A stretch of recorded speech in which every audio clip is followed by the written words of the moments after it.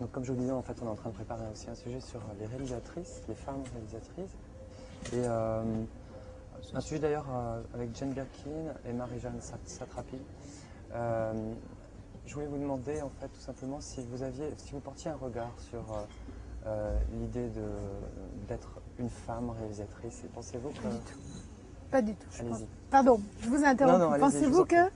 Pensez-vous que justement il y a une spécificité ou quelque chose qui vous différencie? Pas du tout, non, je pense pas. En général, j'aime pas trop penser, il y a des choses de femmes, il y a des choses d'hommes. J'aime pas trop penser femme-homme dans le sens comme faire des généralités comme ça.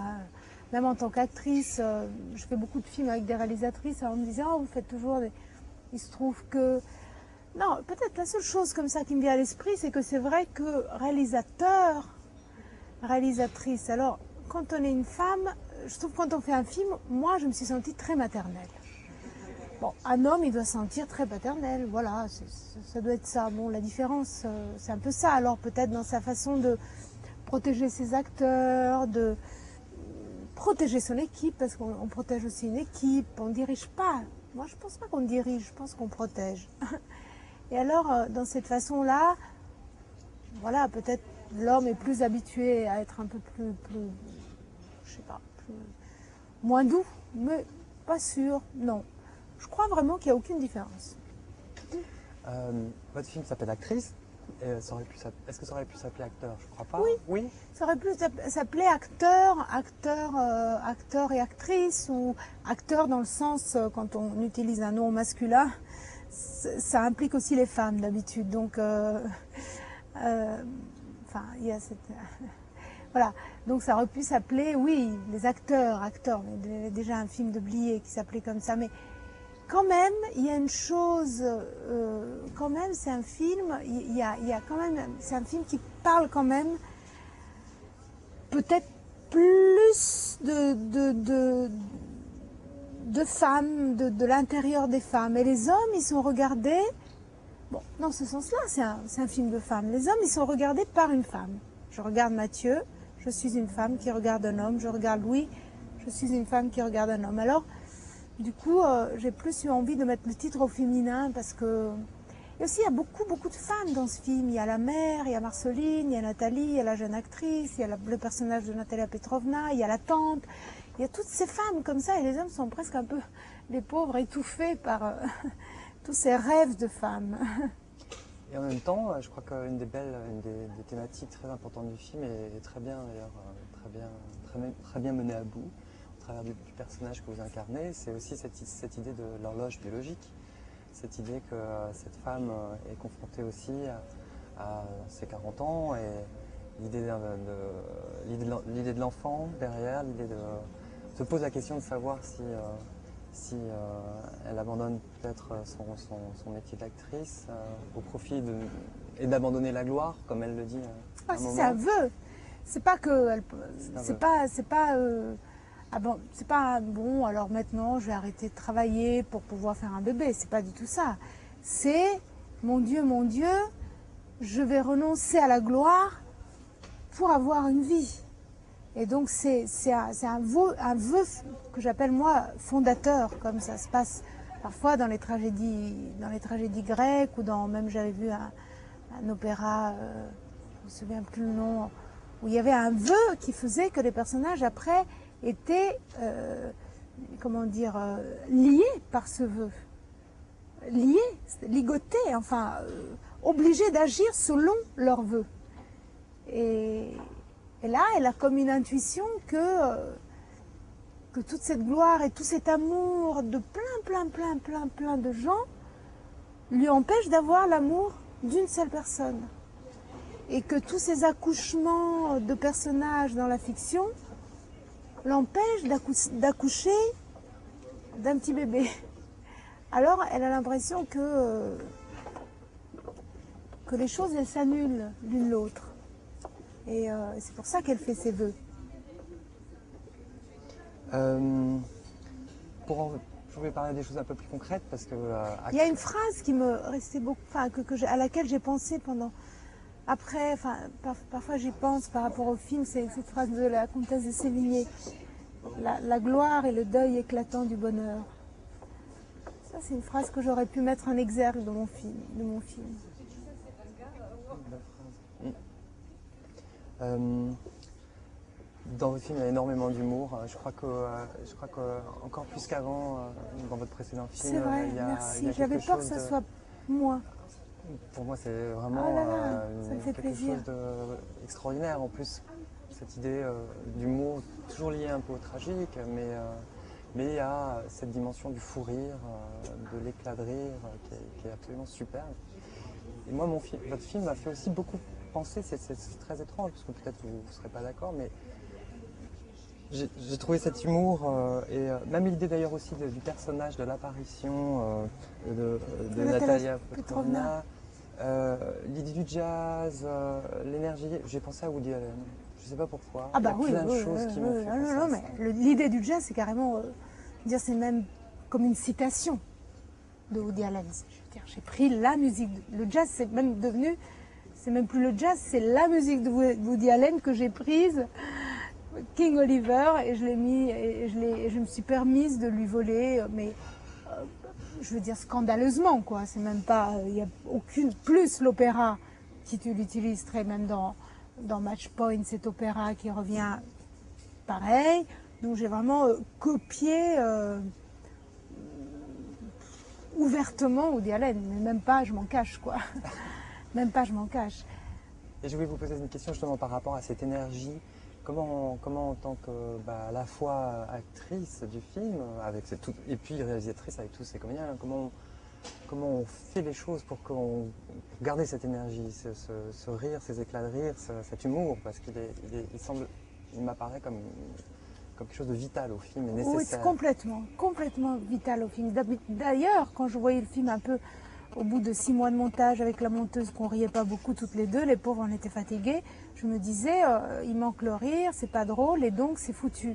Et quand j'ai compris au lieu que le film fait rire, je me suis dit, il peut rester en vie le film, c'est vraiment le mot, vital. Je ne sais pas comment, je pense que c'est au scénario que ça commence, avec Noémie Lvovsky et puis aussi la collaboration d'Agnès de Sassy. On essaye toujours de garder ce regard d'humour. Et après, du coup, s'il est dans le scénario, on le retrouve au tournage. Les problèmes qu'on a dans les scénarios, on les retrouve au tournage. Parfois, en montage, on peut faire des petits miracles. Mais c'est très difficile. Non, parfois, on fait des miracles aussi au tournage, parce que parfois, il y a des acteurs.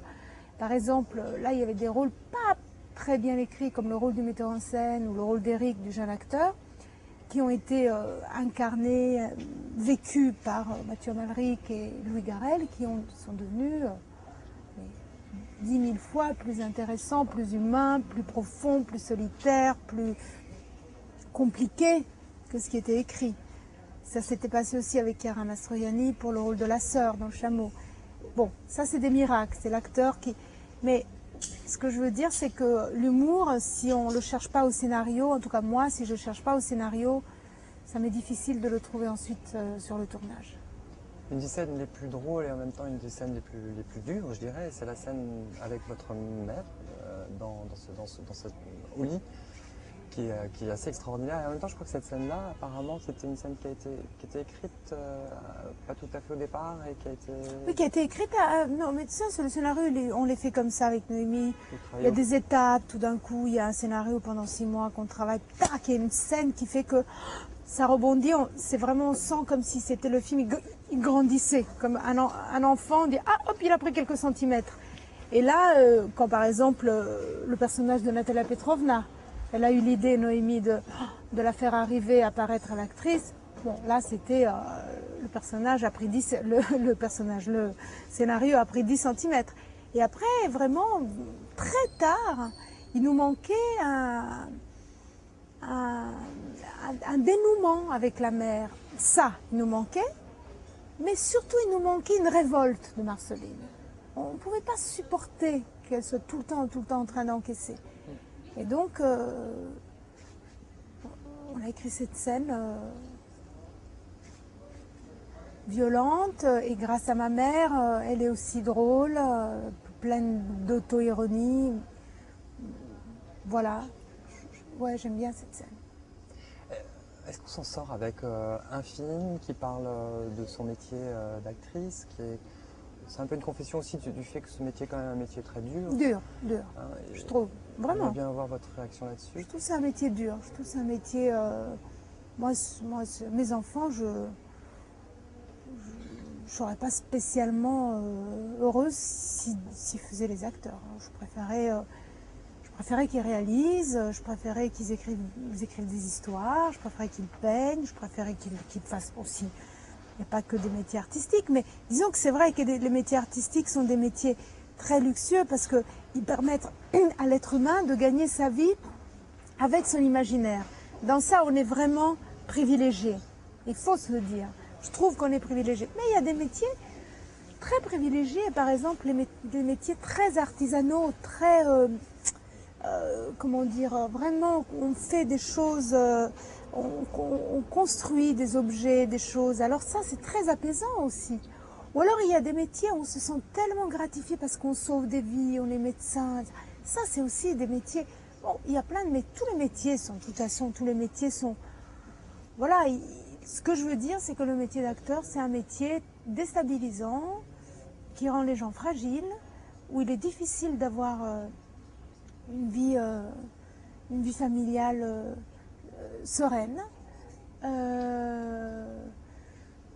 qui vous met dans une grande lumière et qui vous met misérable, qui vous sent aimé, qui vous fait vous sentir aimé et ensuite plus du tout aimé. Bon, il y a des émotions dures. Hein. C'est un... Alors il y a des gens qui arrivent, voilà, c'est bien, des gens qui arrivent à trouver leur façon de le faire sereinement. Ils arrivent à trouver comme un bateau qui avance, comme ça, stable. Mais plein de gens le font avec le bateau qui chavire, ils vont à l'eau, ils se noient, ils remontent sur le bateau. Il y a des gens qui arrivent à ramer toute leur vie, faire le métier. Des gens qui ont un tel humour aussi, comme Mastroianni, j'imagine Mastroianni faisant ce métier comme un homme heureux, par exemple. Mais c'est peut-être le seul acteur que j'imagine heureux en faisant ce métier. Ou alors des gens qui font aussi d'autres métiers. Cassavetes, il faisait ce métier, mais il réalisait aussi. Alors je m'imagine que... Mais peut-être qu'il y a des gens au lieu qui sont parfaitement épanouis. Je ne sais pas. Moi, je trouve que c'est un métier dur.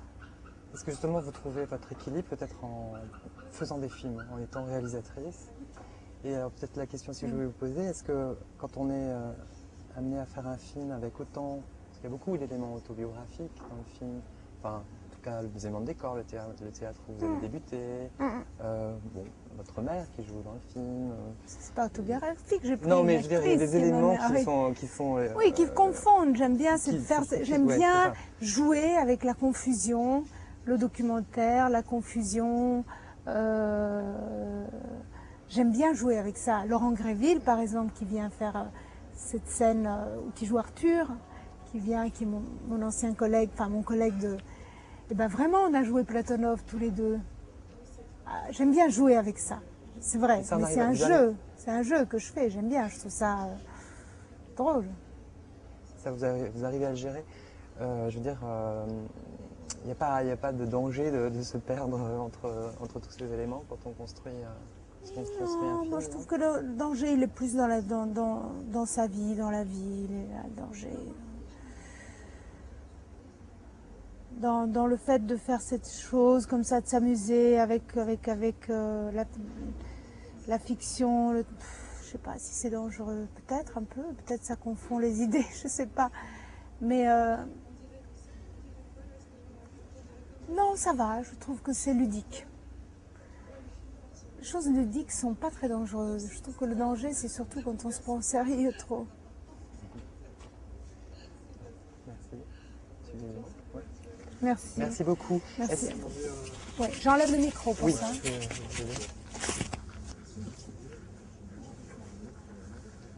2-3 petits plans. En avançant un petit peu.